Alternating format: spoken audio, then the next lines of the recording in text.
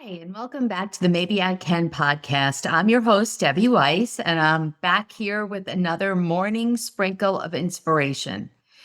So, this morning, what's on my mind is what is the story you're telling yourself? The first time I heard that expression, I was like, what are they talking about? What story? How do they know if I'm telling? How do they, the person I was listening to, know what story I have going on in my mind? I don't think I realized what story I had going on in my mind, story or stories that I was telling myself. And maybe you have no idea what I'm talking about either, or you don't know what story you're telling yourself. And that story is usually an excuse, something that we're saying to ourselves why we can't accomplish something or try and reach out to achieve a specific goal. So, for example, if I were trying to lose weight, which I have my whole entire life, my story has always been, well, my whole family has a weight problem. So forget it.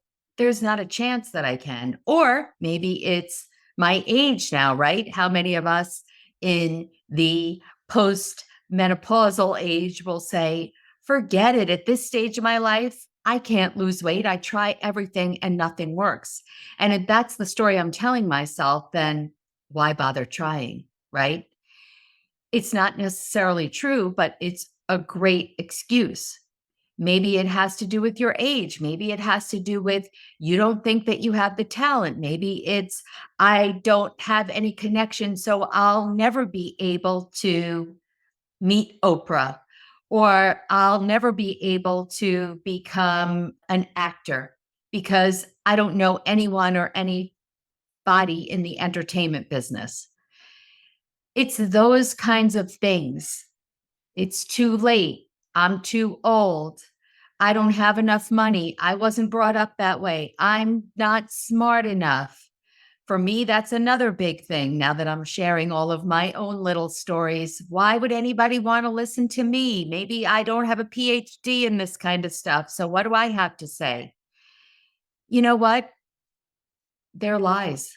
They're lies that we're telling ourselves. And oftentimes we don't think of them as lies, right?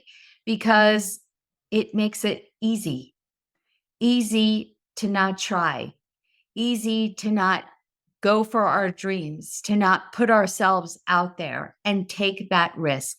Because it's so much easier to stay in our comfort zone. And when we trick ourselves to believing these stories, then we're safe because we're not going to try. So we won't be embarrassed. We won't be judged. We won't fail. We won't be rejected.